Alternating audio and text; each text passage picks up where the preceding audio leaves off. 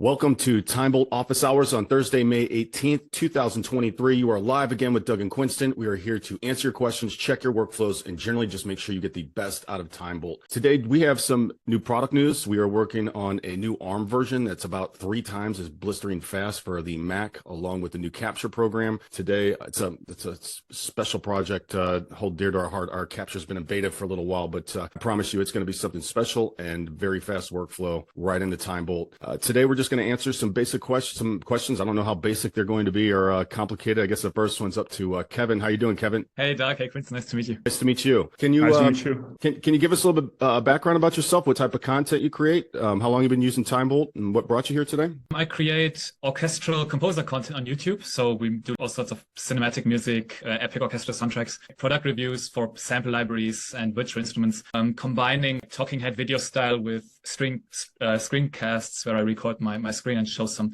of the instruments playing the audio and mixing both of these elements, the talking head aspect and the screencasts. I've been using TimeBolt for, I think, half a year now. I love it. It makes cutting my footage fun part of the editing process for me because I can get it done fast. Other stuff I can't get done very fast. So I'm really happy with TimeBolt. Yeah, today I just wanted to... Do you use a Mac? Do you use a Mac or Windows? I use Windows. Just right now I'm on my Mac laptop for the meeting.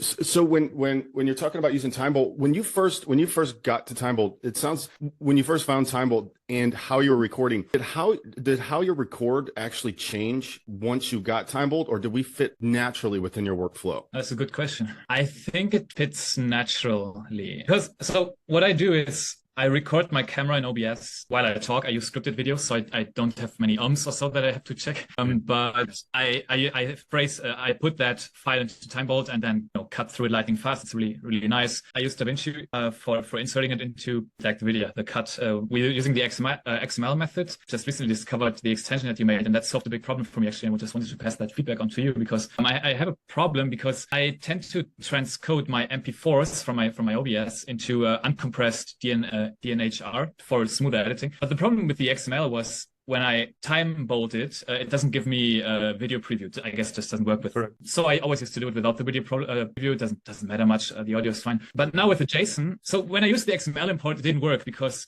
I think the names mismatched. So if I would upload the MP4 into TimeBolt and then later import the uncompressed one, it wouldn't work because correct. There's an issue with the source. Yeah. I just tried it 15 minutes ago with the extension, and it worked because I guess the JSON is named. Right. It's agnostic. Yeah, it's agnostic of the format of the video. So big thanks for that. That was awesome. I just noticed that today while preparing for this. You don't get video previews? You don't see a video preview? When I import uncompressed DNHR.mov files, I don't get a video DNHR preview. Is that really heavy bitrate codec? Yeah, like lots very of data? big files. It's uncompressed because it makes DaVinci for me much less laggy because I handle ultra wide 5K screencasts as well. Oh God, ultra wide 5K. That's wild. I can't even get Zoom to output more than 720p. Maybe I should be on your show trying to help figure this out. No, I think it's a horrible decision for me. I just haven't wrapped my work up to fit it because. Yeah, sorry to cut you off. I have this burning question. Do you upload the 5K video directly to YouTube, or where do people watch the 5K videos? No, that's the stupid part because I actually upload in a 1080p because my camera doesn't have 4K, just my screencasts. So why are you recording in 5K? What do you mean? It's in IMAX. The IMAC. Because it's a screencast 3D. So I use OBS to do the screencast, and also I use a plugin called Source Record to automatically add a second file that has my camera. So when I stop recording, I get one file with my camera, which I then can process, and one with my screencast. Unfortunately, with that plugin, I can't resize the screencast. There's no processing setting for that plugin, so it outputs the entire 5K thing, and I should probably work on that workflow as well, but it's not really related to TimeBolt, I guess. Quinton, is that so you sync it up inside Resolve? In OBS, right, you have that option to add the second screen at the bottom. Don't you try that? In OBS, you know the concept of scenes in OBS? Yes. So when you have a scene, in that scene, you can add camera up. A second scene with the camera, and then it's much less flexible because because you need two separate files and you want to move it around and stuff in post. Yeah, and sometimes I want to maximize it. I want to apply my color grade, and that color grade might be different from the one of the other another scene. Understandable, yeah. I also do a video course product right now that I'm recording next to YouTube, and they require different settings. So it's all a bit complex. And I think the issue is that all the files are so varied. Every file has a different sort of compression ratio and aspect ratio and size and format. At the end of the day, you have to combine them all in one video and have the flexibility of moving stuff around. Usually also what I would do, and that's where TimeBolt actually helps me again with this DaVinci extension, which is again awesome. Recording my screencasts, I record them separate from the camera. So I record my camera with the script, and then I do the screencast where I play around with my instruments. But I also want to show my face while I'm playing around with them. What I did before is OBS outputs that 5K screencast. I would usually have OBS in the left half of the screen. The resolution will be high enough, as you can you imagine, to full screen my face if I want. And then the instrument on the right only have one clip that I cut. But what I can do now with the JSON extension for DaVinci is I can handle it exactly the same my camera recording. So it gives me that second file with the screencast and that first file with the camera. And then I can I can apply the JSON cuts very easily to both of these clips, the multicam setup. No, it's not a camera. Yeah. And I couldn't get that to work prior to the extension with the XML method. So another happy moment for me today. Oh, nice. So you just got, so you were able to sync your multi-track master, two different video files. Maybe is your master audio coming through one of your video files, and you've got another video file. So you got two multi-track video files, with one of them with audio, or both of them with audio, but one of them with master audio? No, actually, one video, the camera video, has the camera audio, and the screencast has the computer audio. And I just load both of them in my timeline, apply the script, and because they're the same length, it will be fine. I don't need any further worrying about. Doug is asking about which file you put inside TimeBolt to get the cuts. So your master audio? Because I care more about what I do with that instrument than about my face. I guess I'm asking audio. You have to pick one, right? Whether you're doing your screencast or your camera audio, you pick one audio for your master audio file, right? One of them is your mic audio or something? Are you leaving both audios on? Yeah, I'm leaving both audios on. Sorry. So the cam clip has my cam audio, and I mute my my microphone audio, and I mute my microphone on the screencast one. So I end up with two clips. Both have one audio track, and then with microphone audio. Both of them have a microphone audio. Same mic. The screencast clip only has my computer audio. So that's the one you don't use. Instruments are on the computer, right? The instruments are on the computer. How do I do that? Where does the instrument audio come from? So I don't know if you're familiar with this, but it's a Reaper plugin called Restream. Reaper is a digital audio web workstation that has like this. We don't talk about any type of. I'm just kidding. What's it called? Reaper. It's a digital audio workstation. It's not a video editing tool. Wait. What kind of music is this? Is it electronic music or? No, it's orchestral. But it doesn't matter. It's a free plugin. It routes your computer audio to your OBS, so you can record your screen audio. Because on Windows machines, sometimes that's very cumbersome to do. After you did your sync, you applied your JSON file, and then you went to go actually edit these files. I think you were probably pretty surprised when the files are actually linked, right? Individual cuts, columns are linked. That was real difficult before. They weren't linked, so you would have to double click. So in XML, they are not linked. So if you do you mean the video and the audio tracks? Like correct, video and the audio tracks. Exactly. I don't care. To be honest, I don't care at all about that. It's so easy to right click and link or unlink thing. I read in your what do you call, like your news feed, your updates, that they are now linked. I didn't even notice.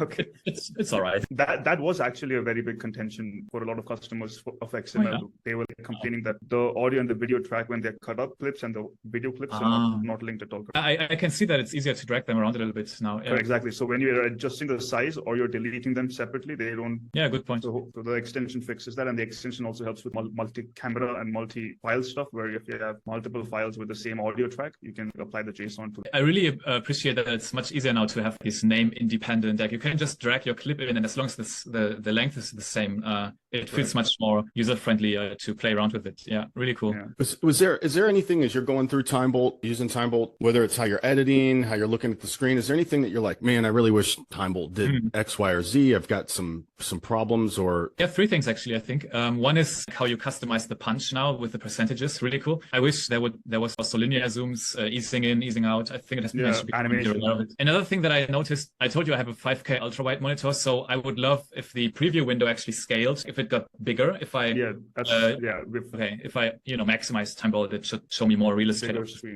So these two in terms of usability on the interface. And the third one that I thought about today was like when I check my scripted video in TimeBolt and I want to make the cuts, 3-4 takes of a sentence because I can't talk a normal human being, I guess. I decide to cut out the first one, and then the second one, okay, there's another, I press O, and then it jumps to the next chunk, or I guess to the next clip. And then, okay, it's the next take. But I don't know if there will be another take after that. So I have to disable it and see if the same sentence comes after that in the best way. And usually the last one is the one that I take. I disable, it jumps to the next one by pressing O. And then I notice, damn, there was no next take. It was already the final take. So I have to go back and re-enable that one. I guess one way you could fix it is an editor with sentences where you can see if there's another instance of that take, or any other way you can already look at the waveform. So Doug has been pushing for this feature for a long time, and we have been working on it, but we haven't found the best way to execute it yet.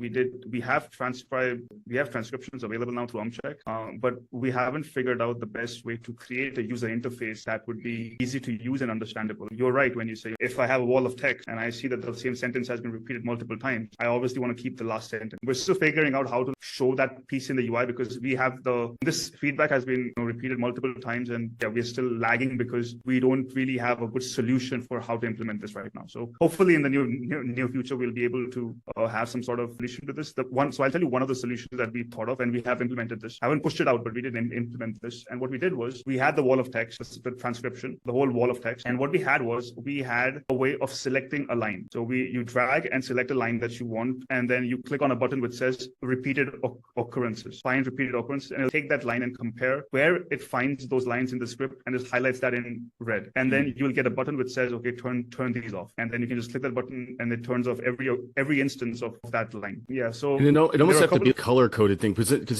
if you AI, there's some other competitors out there that are doing kind of this repeat checker, the big thing, the YouTubers, AI is going to edit we don't exactly know what the confidence interval is of that AI, how accurate it is, if it just automatically found all the bad ticks. We would have to kind of change the interface almost to where anything that's cut with AI would have to be in a different color and not be skipped in preview, right? So that you would be able to visually see, okay, the computer decided to remove this because this is the best take. Just trying to figure out what that UI looks without messing up. It could be very easy Quinston has made this very simple to use, so it could be very easy to make this convoluted and just kind of goes from two colors to I think what we're getting at essentially is that it obviously, I think even you understand this, that it can't be a completely automatic process, because if it's completely automatic, that means that the computer will be making creative decisions for you. And I don't know how many creators are okay with letting go of that control, that, okay, maybe the computer thinks that the third take is better than the fourth take. You wouldn't want that, right? So we are very cautious with our approach to this. We don't want to push something that will create the ick. We're pretty cautious. But if the fact that you just said this, I can just work with you on this, because you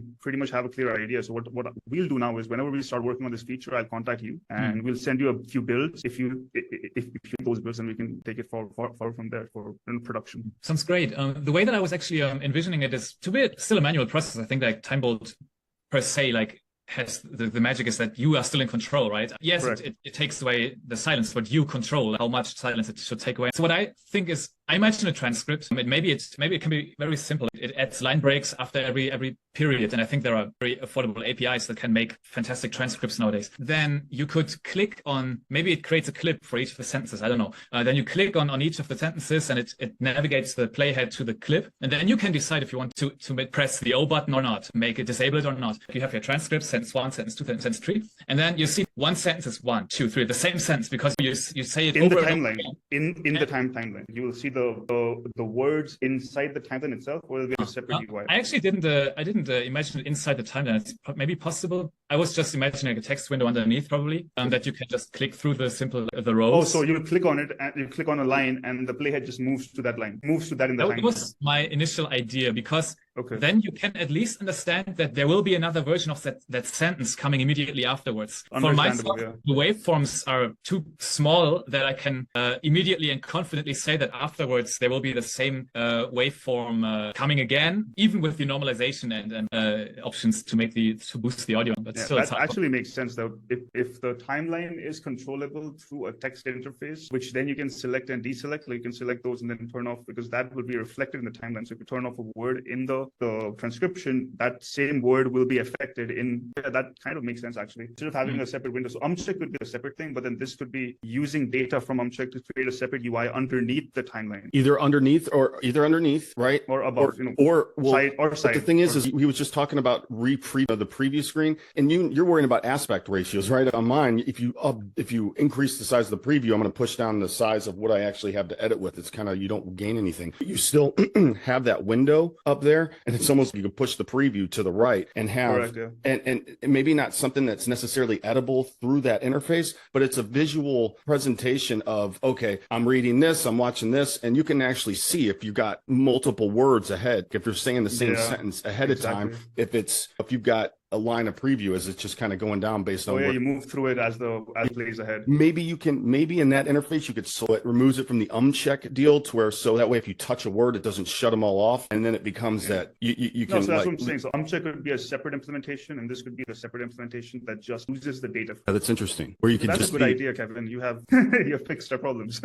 Yeah, I never even thought of it. We were trying to figure out how to do this with AI, right? And there's no point if you're reading and you can see that you've got three different of the same thing. You can just say, hey, I'm just always going to accept my last one and bolt copy and take it out, or just go dink dink, right, until you get to that third line. But you'll know when your last line is. It's tricky with the UI. I work in product development, so I understand the challenge is to make sure you don't break a product when looking at exciting new features. But I think there's some potential there to make it easier. No, absolutely. We also get TJ, nice to see you again. We also get these with long Zoom calls. You might have a 2-minute conversation with your co-founder before the Zoom call actually starts, and then in between you've got something that just kind of took you off topic, but hit an O key for 3 minutes of content still, when it could be this. Again, you select the whole thing, and maybe it's select and delete, right? You got to go through that process in order for it to turn it all red. And I think it's a trend. Also, all these programs, Premiere and DaVinci, they have it native now already. I think it's a good chance and opportunity to make workflow for so many people much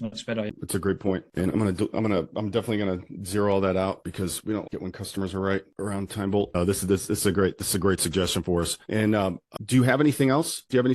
Punch. So for example, Punch. If you're not able to preview what you're seeing on the screen, how are you using Punch? Well, so far I didn't. You haven't used it yet? Preview, but now I can with the extension. One of the creative aspects that I believe that's still left with Punch is just the ability to set up some kind of sequence. Punch isn't exactly an exact science, right? Except for you're either in the frame or you're not. You punched in too early, my brain went somewhere else. It's just it's motion. It would be we're looking at, is it possible once you set up those parameters so your face is going where it's going to be? That seems to me to be something that would be a lot easier to automate. Yeah, for sure. Automating would be cool. It's not a huge deal to do this in DaVinci or in Premiere, all these small little zoom ins, but I think a simple system, it doesn't have to be overly complex. Whenever there's a cut, or every 2 cuts, every 3 cuts, I don't know what kind of system or you want to give the user, I don't know. Maybe it can help to just add a little bit of movement to the video. For many people, this might already actually be enough, and they don't have to do it in post. That's what I was looking is you're going through. If it's already done, if it just happens to be the wrong time, it's real easy to hit PPP, reset it, right? It's much easier to just kind of preview where you might have to change 10% versus do all 100%, which is still easy, but that's something that you could either say, no, I don't want the punch there, or based on the automation. Every 3 punch in by 25%, and some kind of macro, I guess you call it. But great. I appreciate it's been very, very helpful and insightful. And sorry you don't have a Mac M1, right? Or an M2, because we've got this with this new product. Go ahead. I have an M1 actually. Mac, so if I really want, I can do my TimeBolt on my laptop.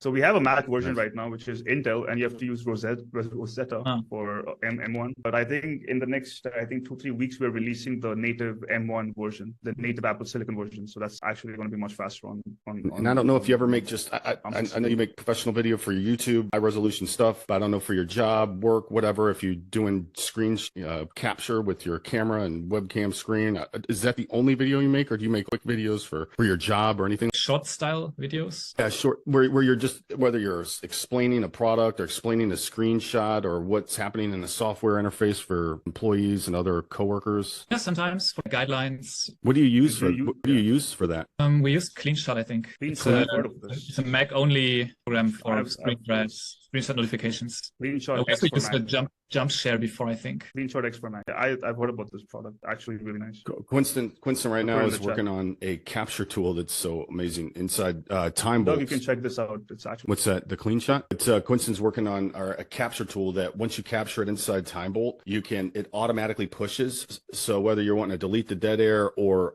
actually speed up silences. So especially if you're doing product development stuff, your click and order of your clicks may still matter, and that's another big benefit. That's a big benefit of TimeBolt. You don't see any of these other competitors where you don't just jump cut it, you actually speed that time up, so you're not losing your mouse movements, but they're happening 2-3 times as fast. But being able to capture all that, do it right inside TimeBolt, and then either kick out a small 720p file that you can email or upload into Slack, right? That you don't need a 5K resolution file for a peer-to-peer type video, right? Yeah. Or just record at the native screen resolution. I think it's just going to solve a big problem for employees and peer-to-peer video. Kevin, thank you very much for joining us. Do you have anything else that you'd like to discuss? No, all good. Thanks. Excellent. It's been very helpful. Feel free to hang around or which you must. And it's nice talking with you for sure. Thanks for joining us. TJ, how you doing? Good, guys. What's going on? You're coming a little hot. Good. All right. Well, I'm still working on my Rodecaster Pro 2 here, so I'm a little bit new with this. Oh, nice. There you go. As I mentioned to you before, I'm a professional photographer. I don't know anything about audio, so I'm working on it. Dude, me too. TJ, every single week, after I got this mic, I thought I was doing something good. Oh my God, where's that S and that crap sound coming from? I don't know where it's coming from. Blue Yeti.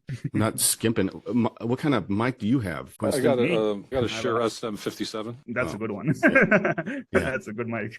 Well, the good one is the SMB7, but that's $400. This guy's only $100. I couldn't swing $400 for that. I mean, if I can't get my voice to sound James Earl Jones, who is probably the best narrator in the world, then I don't want to hear about it. Wait, I think I've heard about James. James Earl Jones? Yeah, he does good for when he does narration, as well as Sean Connery has a good voice. My voice, Doug, I sent you the stuff that Zoom tech support sent me, those screenshots and the link of trying to get the thing into stereo. Not sure why, even though we have stereo turned on, but it doesn't look Zoom allows you to do that. So Quinston, I've been cheating. You showed me last week in regards to going into DaVinci and just embedding the second channel or copying the first channel into channel 2, turning it to stereo. And now my customers are able to hear it out of both channels at that point. The other thing is the new release that you guys just cut, as I mentioned to you, Doug, it definitely is 100 times better than it was with my 3-second pauses when we're doing the 4K resolution on the monitors and stuff. Is it faster? Does it have? It does faster. I don't have the 3-second delay every single time, no matter if the pause is this big or if the pause is that big. I still get the same 3 seconds, but that's gone now. I do find out that if I dump it into Handbrake and then drop it into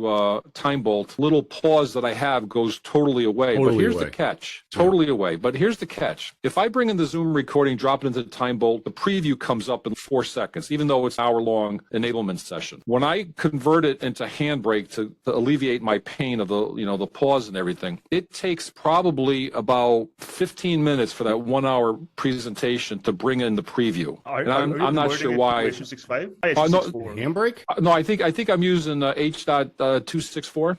That's interesting. Can you send me the file on email? The same Handbrake one. You record a file in Zoom and then you Handbrake it. Because when you guys fixed my problem with the 3-second pauses, but there's still a little pause there. Even though I always listen to the sessions in the 1.5x, I still get that little pause there. So I drop it into Handbrake, and by doing that, it gets rid of the thing totally. But then I don't think I'm putting it in the right format. Which audio format are you using? So H.264 is the video format. What is the audio format? Yeah, you want to share your screen and just show us what settings you're using in Handbrake, because there's no Handbrake should make preview. You shouldn't be waiting on a preview. I also understand what you're saying is you're finding that the difference between 3 seconds and 1 second is significant, but when you go down to no seconds, when you get the right file in the TimeBolt, you're watching yourself jump cut. You're watching a finished video of your in preview versus that microsecond delay that was not going to be there in the finished video. It's really it's very cool.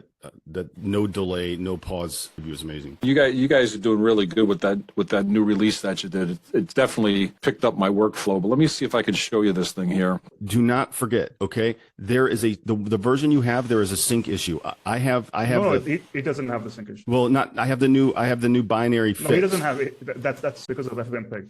It's a Windows version that he's using, right? He's not using a Mac version. Yeah, we can. Okay, so what I usually do is I usually go over here and I come down to hardware, and I usually drop it into this one right here.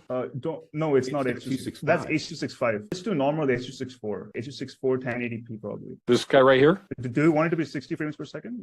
Do you want 60 or 30? I'm not sure, because every time I bring it into the Zoom recording, if I don't do anything with it, without your product, no handbrake, I bring it right into DaVinci Resolve. He always wants to drop it down to 25 frames a second. 25 recorded native for 25 frames a second. Can you show me the other options? Can you take it up a little? Yeah. Go to the top. 1080p 25. You can do the I think. Okay, don't do this because this will be pretty ambiguous. I think you should just go to H.264 1080p. But that does MKV file. Does that give you an MKV file? What file does it give you? Zoom gives me an MP4 and an MKV. Try one of these. I think you should try HQ 1080p, or you can do the fast 1080p too. That also seems pretty okay, but that might reduce quality a little. Look at that surround right there. What about that one? The surround HQ 1080p 30 surround. So he doesn't have surround audio, right? He has mono or stereo audio. That's probably not a good option. I just have mono, but you know what? I got to jump to my enablement session. But what I'll do is when I get that Zoom recording this afternoon, I'll try it on one of these standard ones as opposed to the H.265, and I'll let you know how it makes out. All right, guys, I got to jump. I appreciate it. Nice job on the new release, by the way. It's helping me out a lot. Awesome. Thanks, TJ. Appreciate you showing up part of the show now. Bye. See, one of the things that I wanted to also talk to you about here. Let me see. This is a couple weeks ago. This was our Zoom call, and you know what's nice is with these Zooms going back and these calls, I go back. There's things that I missed that customers talk about, things that we talk about. I take a stance on things, and many times I'm wrong. One of the things that I was listening to as I was doing it is you had mentioned we talked about how do we get the difference between chapter markers for YouTube and markers for Shorts. Okay, create two different keys, and you have to put a designation on something that shows that there's a marker there. You had mentioned that maybe it's a workflow thing. Maybe it's an entire workflow thing. And what I did figure out going through, and I have an hour-long Zoom. I want to cut it down into just the important parts. I chapterize it for YouTube. And then after that's done, you have huge blocks of red sections and stuff that even though it skips in TimeBolt,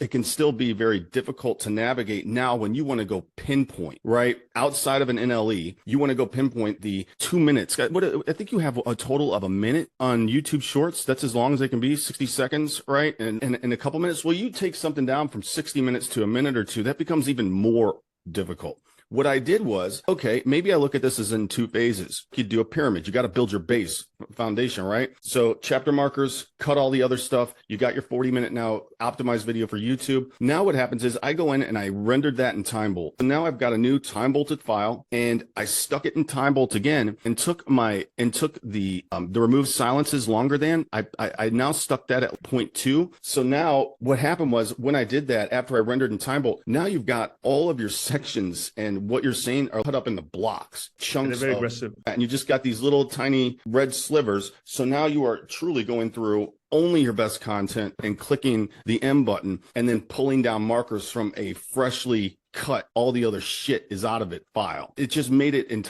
so much easier. So you're saying, let me understand this first. You're saying that for the Shorts section, it was better that the cuts were more aggressive. So if you're looking at this is an hour-long Zoom, right? And I already applied the check to it and previous JSON. Okay, this is my finished file. I've got my chapter markers for YouTube and all that stuff, right? So then I rendered it. So I would take this, drop it in this time-bolted file. See how many? Oh, this isn't the right one. This is the one cut, I think. That's just one cut. This was the main one, and this must be. So then I drop in the time bolted file. It's already time bolted back into TimeBolt. Okay, so now what I do, I take this down to 0.2. Update. Okay, now I get it. Update silence, because otherwise that was all green, right? Because we had already done the 0.5. So now, if you can see, what we've got here is only the best footage and separated by. Okay, so now I get it. So you're saying the Shorts will be made from this file instead of the. Because now look, it's only your best cuts, and it rechunked it back up into. So all the cuts that were made, which looked ugly and weren't connected together, now they're all connected, and you can make Shorts from this one. Exactly, it's become so much. It's a two-step process. Then I went back and I just started pulling these out. I'd create markers in here. Okay, that's a good point. And then I would literally just go through, keep only marked cuts. I don't have to worry about anything else other than the mark cuts. Mark cuts. Like it's actually much simpler than just saving the timeline in the previous section and then eliminating the markers or clearing them. Because with this, you can save the JSON in the previous but then this is a completely new file which you can like have new markers on which don't affect the previous. It's actually interesting. But that is if you are. It doesn't matter because this is still exportable with XML, right? It's not like I have to use. I rendered it just so I could You could still just push an XML and get your whole nice 5K video. Just render it in TimeBolt though, and again, you've got a regular 1080p render or whatever. It's just all cut up. Again, it's that reverse. It's that pyramid. Just cut it all up into just your best cuts, and now it becomes real simple just to pull out segments. So I was wrong before when I do think that if we're to solve this problem, obviously customers are using it for shorts and stuff. Kind of process that you have to learn. It's so much more simple. It makes markers much more. Yeah, effective. I mean, we can make a blog or a video on this and just put it out there and see people. Because I think they will. I think intuitively it just makes a lot more sense to have the time bolted file. But then again, what would happen is I think one of the issues there would be, but I don't think it's a big issue. But one thing could be that people don't usually don't render out the entire file, or they convert it to XML and then they edit the file and do a lot of things with it. So that could be one of the problems. But the important part is instead of doing that, they can just have the same file that they already had, apply the JSON to it without the markers, and then use, because the markers are not needed, right? And if you need them, you already have them in the JSON file. So you can have a new window of TimeBolt, take the file, drop it in, apply the JSON, clear the markers, and then use that same edited file to pull out your smaller shorts. Pull out the smaller shorts. Yeah. And the point of the rendering, right? The point of the rendering is just so you can put it back into TimeBolt. If there was a way inside TimeBolt where it was keep only mark cuts, but if there was a keep only good takes, or keep only good takes, to where TimeBolt somehow just got rid of all the big blocks of stuff that you're going to remove and split it up into wherever there's a cut, there's a red mark. I don't know how that would work versus having to render out the video file and then put it back into TimeBolt. For example, I was surprised we don't have a way to either skip the red or go through the red. Yeah, I was thinking about that. When you're pressing the up and the down key, right, you're going through only the greens, but then you can have an alternative approach where you hold down shift and then you press up and down, and then when you press down the shift key and use up and down, it goes through the reds and the greens, but just when it cuts. So right now with up and down only goes on the green. You can hold down shift, press up and down, and it goes through the reds. And I think it all just kind of flows together. It's how do we? I really do think TimeBolt is more of. I look at editing content and TimeBolt as a pyramid. It's not a pyramid scheme. It's not getting down into the heart of what you want to say. So that's what my feedback and kind of my learning was from messing around with this a lot last week. That's what I'll be doing on today's show. Point 2 is super aggressive, isn't it? The point 2 is because these reds would not exist with point 5. At point 5, that's the thing. At point 5, this is all just green because it's been time bolted. So I think for shorts, I think a very aggressive silence detection is actually good, because then you can have more silence detected, because even the small parts between those few sentences, I think in fact, I feel when you are doing the big video file too, you can so if you take the original file, which is not time bolted, and you put point 2 on that, I think they would produce the same reds, right? It just wouldn't when you go to re-render it. And the whole point of that is obviously to provide the cuts in place, so it makes put an M down. You do end up, it's not all based on actual sentences, but it gets it right more than not, and it's a hell of a lot better than just having it all green and then saying, okay, I want to start here, hit a split. Can you try point 1 and see what happens? We're at 2 minutes 7 seconds. Hopefully it doesn't crash. It's not. I'm going to put this thing through the ringer, man. Okay, I don't think that's that. Oh, there's something. Oh no, it's just rendering time. Yeah. Oh, there's some white section. No, it's rendering. I think there are too many cuts on this. Which again wouldn't be a major thing because. Oh wow, it's so quick. This flies. You don't even hear the separation between the sounds. No, this is native, which is surprising because this is actually rendered in TimeBolt too. The one that comes straight out of Zoom is like this now with your new harm processor. Watch this. Oh yeah, there's no separations, just instantly going to the next. But check this out. This is the one that came rendered out of TimeBolt. The regular file within Zoom. Watch how fast this one is. I think there's something with rendering in TimeBolt that's now. If you look at the one right here, it's seamless. Watch how fast this goes. Here, let's put it at 1.5. See how much fast? That's the delay that TJ's talking about. There's no delay here. It's instant.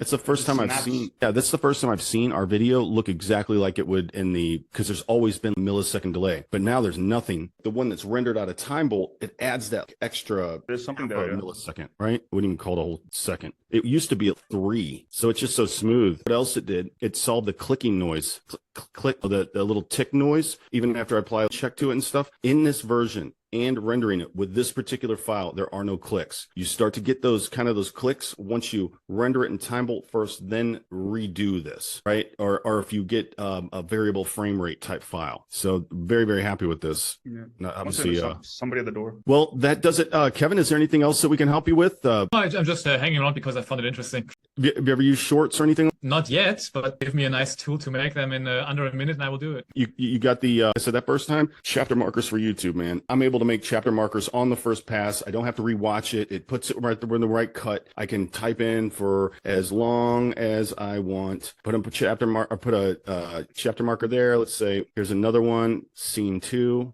As long as I want, and then you can say you're down here and here's another chapter marker. This is scene 3. Okay, so now what you're going to do is you're going to go down here and hit download markers text file, and this little bad boy saved me so much time. This is copy and paste right into the body of YouTube. So yeah, this is nice. This is nice if you make a lot of videos that only are talking head. I think you do a lot of them. You record something and then you upload it straight TimeBolted to YouTube. As soon as you add any sort of other content into it, like maybe even B-roll, screencasts, because then obviously the time stamps won't work. But I think it's a good comfort option for sure. Yeah. No, you're exactly right. So the only way that we could compensate that in the future, the only thing that I still see, there's a couple things, but the thing that I see room for is that if you add an intro, right? B-roll is not going to affect the timing. It's not going to make it more than likely not going to make it longer, right? It's just going to add depth. Sometimes people add some like memes, an intro of a movie scene or so. Yeah. If you're going to add content in between you're talking that's not going to work. If you had an intro, for example, that's 5 seconds long that you tack on every video, we're hopefully going to it'll be nice one day when you can add, say, a 5-second delay or add 5 seconds to all these and it automatically calculates it up. Or I can still promise you, even if I had a 5-second intro, adding 5 seconds on to each one of these numbers is still going to save me the same amount of time as it takes to rewatch the whole thing again. Because now when you're going through to add chapter markers, 3 minutes and 5 seconds is going to be the same 3 minutes and 5 seconds on the produced video. It's going to be like at 2 minutes and 5 seconds. TimeBolt does all those calculations. And now once you have a TimeBolted file to go back and now people are writing in chapter markers, well, the problem is now your cuts are within milliseconds. So you're switching subjects and you've got to now find an even more precise part, right? So you've got to watch the whole thing over again after you've already watched it. Would you say that your main audience creates more of these simple type videos that are very straightforward? They record something, an interview, a Zoom call, a corporate onboarding video, and then they straight upload it? Or more YouTube editors with added content into it, gameplay footage and stuff they edit in their NLE?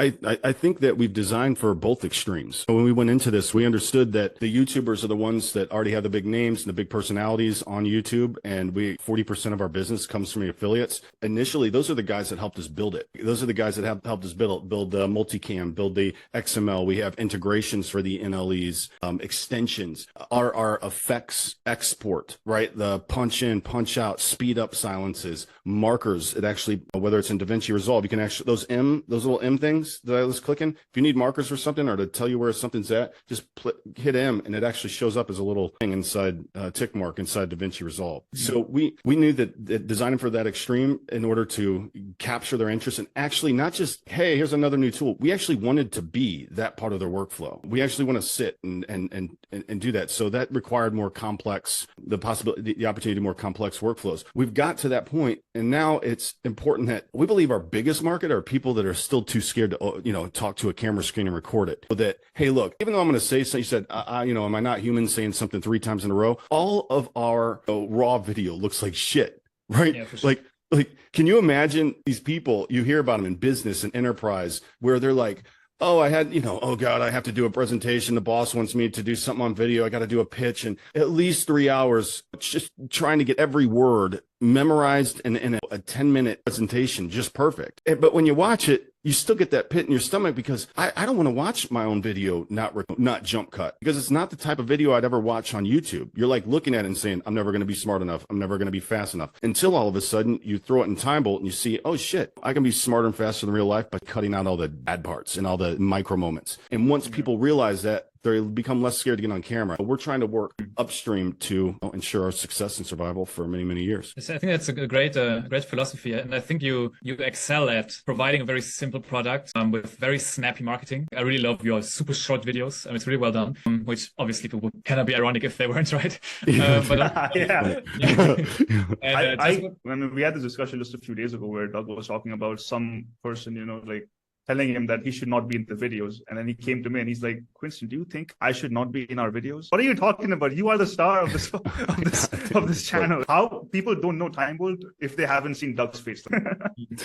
And because that's what it is. The product is that. It is one person talking to, in the end, it is a person talking to some type of screen and where they're the host. Yeah, it's like, that's where video where you're the host. Breaking the fourth wall, where breaking that discomfort you have with your audience, because you can now instantly play with the time around the video, have these jump cuts in it automatically without having to go into Premiere Pro and do that manually, making jump cuts accessible to literally everybody with just dropping a file in a program. Yeah, with that philosophy, I think it fits very well if you wrap your heads around a little bit how people can very easily turn out all the crap, like all the bad takes and all the wrong parts to make it. I think it fits the idea of TimeBolt very well. You give one more tool, one more capability to all of the people who don't know a lot about editing. They're scared about it, or they're secure both aspects, I guess. Jump cuts do seem very rudimentary for us because we have been using these tools, Premiere Pro and Final Cut Pro and DaVinci. Like, we know about these tools. We use them on a day-to-day basis. The vast majority of people, like programmers, regular programmers who work on like databases, servers, even though we think they're technically skilled, they don't know how to edit video, right? So when they're sending their boss a presentation about something that maybe they have to do a code review and they want to record their screen and they're talking, and for them editing videos, so for them having a tool TimeBolt makes a lot of sense because they can just record the video, put it in TimeBolt, have those jump cuts, and then send it to the boss on something they're proud to go on the record with. For enterprise, we really believe that our key differentiating factor is the fact that our algorithms do 80% of the work, which is cut up the video file. You do not need to send every company conversation to an AI learning transcription machine in order to make video watchable. And you probably also don't want to. Personal shit that I make, and I'm telling you right now, you send it up to Loom, you send, like, none of that shit's real private. I mean, your raw video's up there. If you had some personal conversation or whatnot, anytime you send it up to to the cloud like that or transcriptions, I think that you run the risk of data, right? What keeps people from doing those things? When all those processes are run right here on your computer, you don't need to have transcription machines to do that. We just think it's a huge benefit. That's why capture is really important to us, getting that right. We're looking at the things that we're looking at standard those are all paid features in Loom. Quinston, like a lot of those features are actually paid. The ability to do 720p or native screen resolution. Let's imagine you're shooting a short, okay, and you still got this 16:9 video. If you try and go like pull a square down when you're doing like the selector on a Mac, get the pixel by pixel right before it says square. We want to make that to where I want a square, I want a 16:9 drag handle, boom, boom, boom. So when you output it in TimeBolt, it's either made for LinkedIn or for YouTube. But those that I think are so important that we're working towards. Quinston, did you? Now's a good time if you don't mind. I want to share real quick, and then we'll jump off. This is Quinston. We got our enterprise page live, but now this is what our new pricing page looks like. You click Get Now. This is our new Teams page for TimeBolt. This is how we're able to manage multiple keys, multiple licenses, add, remove members. But I think this page turned out pretty damn cool, don't you? All right, and here's the Teams video. This video, you're going to see how to manage multiple keys with Teams, and the fact that you've amassed a team of people serious enough to edit in TimeBolt says a lot about your culture. Very nice to meet you. When you click this button, you're going to be taken to a new team accounts page. Enter the email that will be your admin email. Now, after you verify, the offer in Teams is for annual subscriptions. We manage our payments with Stripe. First, I select the number of licenses to use. Any number above 2 is going to work. Read and agree to the terms and privacy statement and click Continue to Payment. Enter your payment details, click Subscribe. And now you start to add the new members. As you add new members, an email with their key is sent to their inbox. It's unique to them. When you remove a member, the key is deactivated and your unfilled seats increases by 1. Click here to change the total number of seats available. You need at least 2 active keys. Each time you add or remove seats, seats, your subscription is rebundled and account prorated. Email me, call me, Doug@TimeBolt.io, and I'm out of time. Nice. You look sharp, dude. Thanks, man. Dude, I'm gonna get this whole perspective thing fixed. I wanted to get this thing out there. But dude, it's so incredible having this capability, being able to add and remove member seats and change seats around. This is just so slick, Quinston. I've contacted the people that asked us about that, and we're moving forward with that. And then also I've got, this is our new social media page. When every time we share the Teams page, this is what's going to show up there. This is going to be our new marketing initiative. The next web page that we build is going to be for the enterprise. I'm working right now on the languaging, on the basic flow of the story about what's important and how to bring these elements out into a web page that's going to hit hard and get the message across for enterprise. I'm sorry, I think if you're targeting businesses for the future, you maybe consider also a sort of like, because you're working on a video capture, screen capture, you can also integrate a screenshot capture and a quick annotator, arrows and text fields, like a very simple one maybe. It's usually something that, even though it's available on Windows and I think in Mac Preview as well, but most companies struggle with it. Screenshot subscriptions for 20 full-time people and jump share and before. And I think, I don't know how, it's complex, of course, but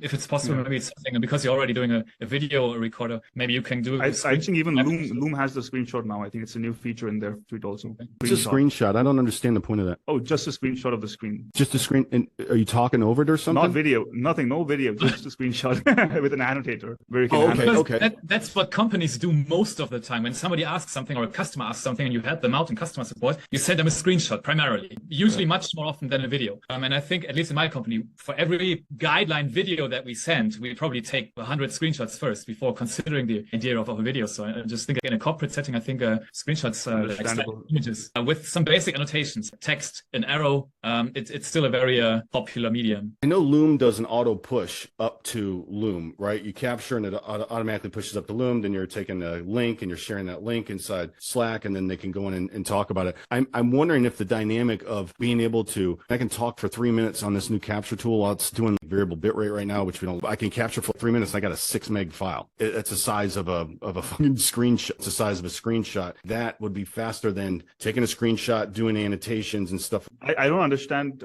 It's actually very surprising that companies struggle with it because it's a built-in system inside the operating system. If you use Windows, at most people who work in a company, they're not necessarily computer literate. They have no idea about videos whatsoever. Now think about the average company worker, and that's probably millions of people. It's just my own perspective, and we're a pretty modern company, and still people to do screenshots. No, I agree with you. It's just, I'm just wondering why that exists. Is it because people just don't want to know? It's a Google search away, right?